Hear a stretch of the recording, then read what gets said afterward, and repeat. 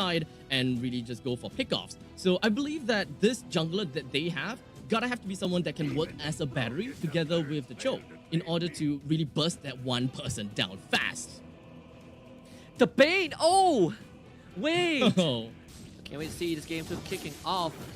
I mean, for the Bane, so one change that this patch did bring upon for one of the talents, aside from adding 2 new talents, is also Impure Rage, right? Now it no longer deals flat damage that scales with level. It deals max HP damage, a constant 4% max HP damage, if I'm not mistaken, which means the value just goes up. It scales way better into late game because max HP is always great. Some pressure onto Alien also. Like Alien's HP is going all the way down. Goodness. Diablo flickers in forward. And Whoa. we have JPL coming in with a quick little help. That's Alien going down that early. That is a straight up disaster. Absolute disaster. That should not happen with a Yuzong. Usually Yuzong is the one that forces you away, but this Yuzong got first blooded, right? He had petrified, there's no way of running away. Yeah, I mean, Diablo just absolutely psychoed him. This mind game's too strong. Wow. And okay, so we know that there's a winning lane in the top lane for now, right? In the end, even if Yuzhong goes down, he can still come back into the game pretty early, pretty fast, and he will be able to catch up in terms of gold and EXP in just matters of time, because Yuzhong just doing Yuzhong things, right? But Npfl, we are looking for that information, and you see, take a look at the minimap. Cho is constantly just mirroring where the opponent's roamer is going. He's constantly just giving information to the rest of his team, so that whenever Npfl goes for the gank, they know if whether the Grok is gonna be there or not. And JPL is doing a very good job just, you know, as we call it, manning Apex 47, like making sure that wherever this Grok goes, basically, right, just playing tag, the man-to-man defense from Npfl, and also tracking where Tianzi is going to be. Ideally, you want to force him to use the Retribution to secure a turtle for your team. We see JPL. He's going to hit his ultimate soon and making sure that he delays this as much as he can. Not sure whether he will be able to do much in the bottom lane, but for now, top lane though, Kasih did manage to use the Feathered Airstrike, did manage to do a chunk of damage away from Alien, but no, quick little Terrify, ensure that he will not be able to do much, and it's Rosa with the Feathered Airstrike stolen away from Kasih. They managed to bring Hades down into the ground, facing flat. With a 1:1 scoreline right now, the turtle is currently available for Fireflux to take. Incredible save by Rosa, and the Stolen Feather Airstrike combined with the wild charge from Apex 47 as he hit forward on time to take out Hades. So Turtle still opened up, but the flicker from Rosa actually gets him out in a flash. That could have been deadly. Now I'm just really looking out for the battery between Cho and someone else. I'm not too sure if whether Npfl have that potential to really burst that one person down in the early game, even if JPL has managed to isolate this one player. So that is probably my only concern for Npfl. No battery, no bueno. And I mean, this is a way better start for Fireflux, right? Stolen Feather Airstrike used just to clear the wave. So Npfl, they definitely are not gonna have the snowball that they, you know, kind of experienced in game 1, and Apex 47 forcing Vanish to go for an even bigger rotation, which means the plating on this bottom side is gonna go over the Sunshine. I mean, Vanish is already put behind in terms of experience as well. So I mean, you can see that this Bane into Harry matchup not really the best.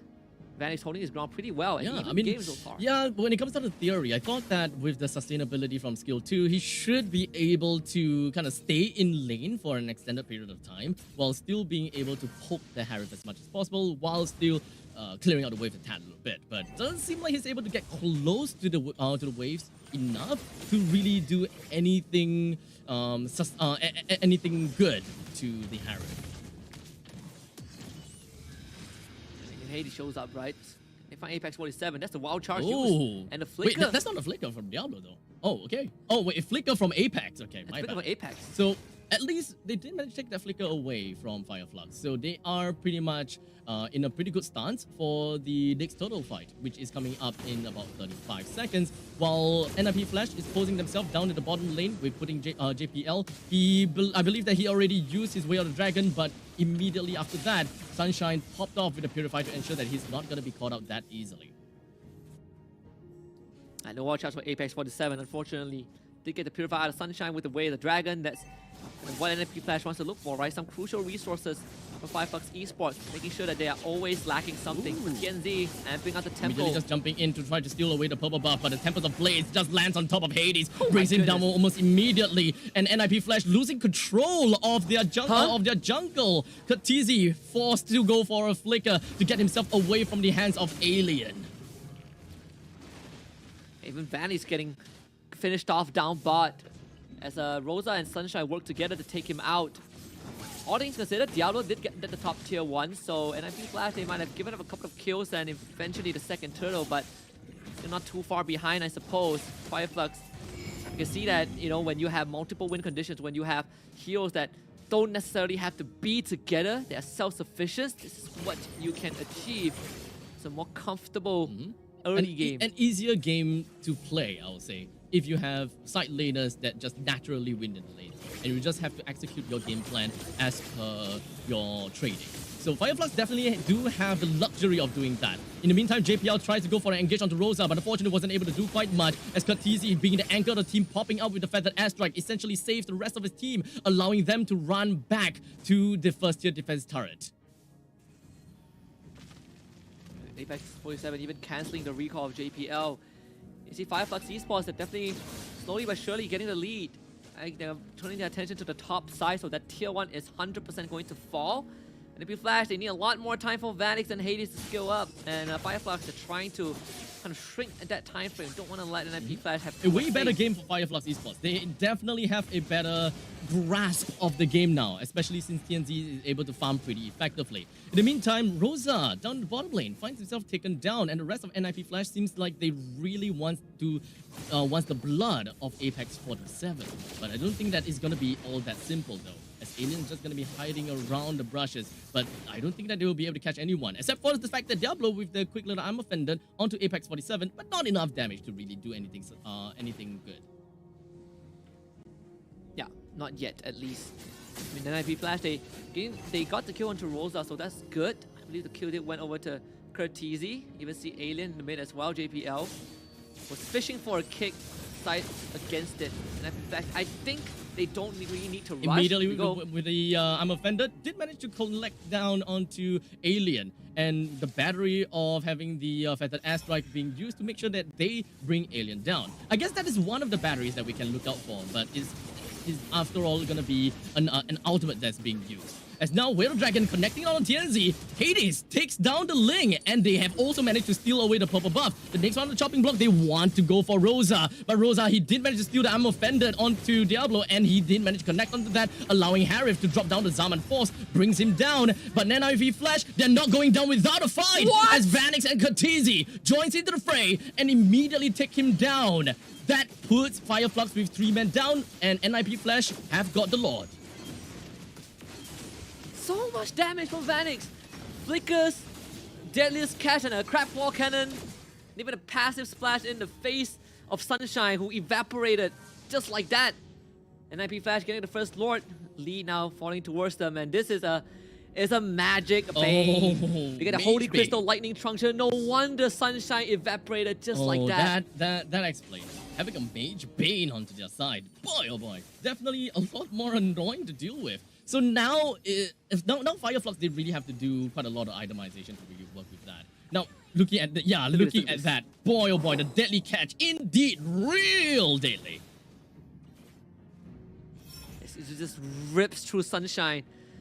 I don't think Fireflux can hold on to this tier 1 anymore, not with the Lord on top. JPL is going to conceal to look for some angle. In fact, he postures himself in that pixel bush, just so if Fireflux shows up to defend, they can get even more picks. And NIP Flash setting themselves up for success. But it may be a little bit too early for us to say that, as I'm pretty sure that Fireflux, they are posturing themselves for something. But Vanix gets a kill down on the Alien with the big help coming in from the side of JPL to really go for the catch. Unfortunately, Hades is just going to be suffering a fate similar to Alien. But Sunshine takes a kill down on the Vanix. JPL focuses himself onto Sunshine. Oh! JPL!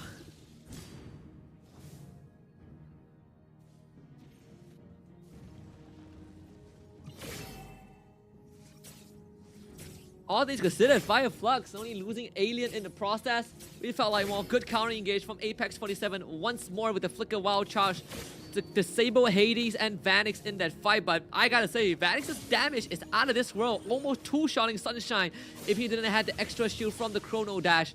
But at least Flux Esports still keeping the game Npfl even. jumping onto Kasih, but I don't think that Kasih will be that easy of a kill. But now the Wild Charge misses out on the Diablo. He will be able to clear out the wave just so easily. Npfl managing to defend their middle lane first-tier defense turret.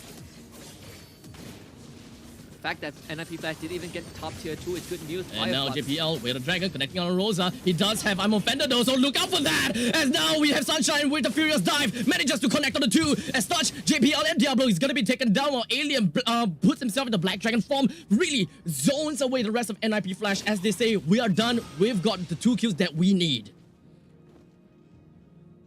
Npfl getting a bit impatient with their plays. JPL went for the kick, but unfortunately his teammates do not have enough damage, and they even ate a Petrify in the face as well.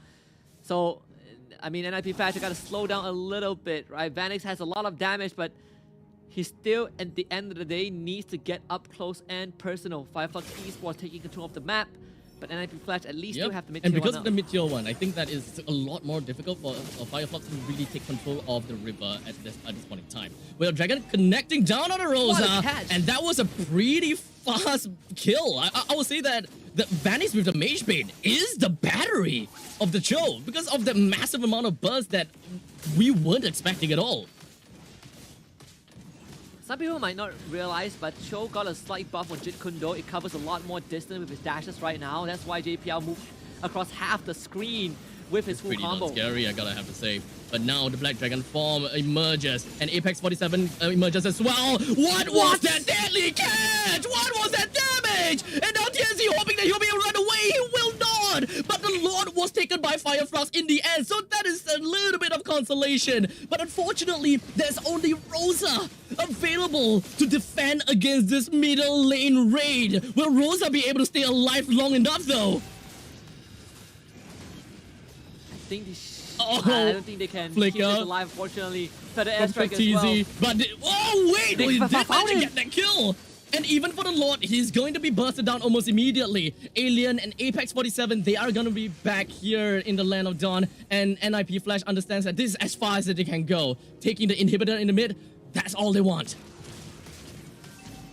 This is a negative net gain from a Lord. You get the Lord, but you lose it in inhibitor, and I don't think they can even get the top tier 2 because Diablo is gonna clean it up in a flash as well. Npfl almost 3k ahead.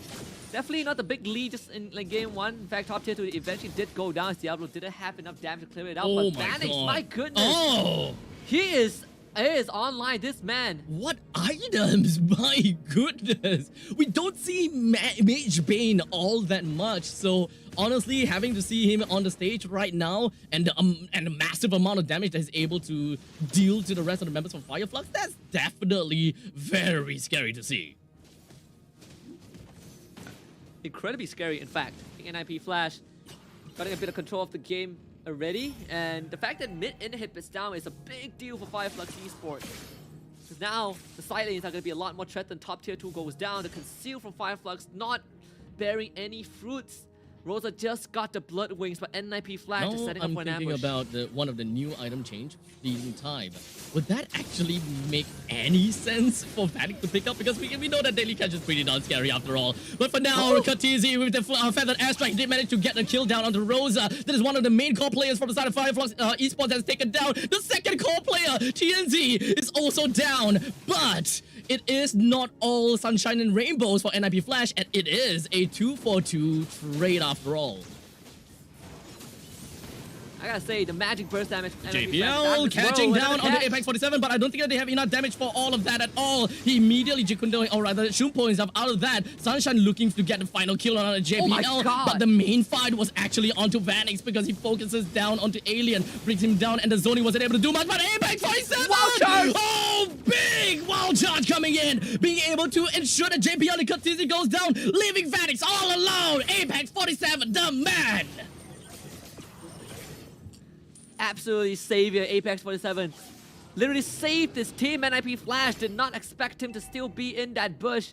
And this not only kind of balances out the skill by Flux Esports, but also opens up Lord possibility for them. Oh boy, 14:16. Let's look at things in the grand scale, right? In the grand scheme of things. We have a total of 1 Lord that's taken by the hands of Fireflux and 1 Lord taken by the hands of Nip Flash. But this is quite literally what we want to see from Fireflux. All the adaptability that we were talking about. Apex 47 going in with that wild charge. Chef's kiss. Yeah. Even Apex 47 just got the immortality. So second life, the second Lord granted to Fireflux Esports.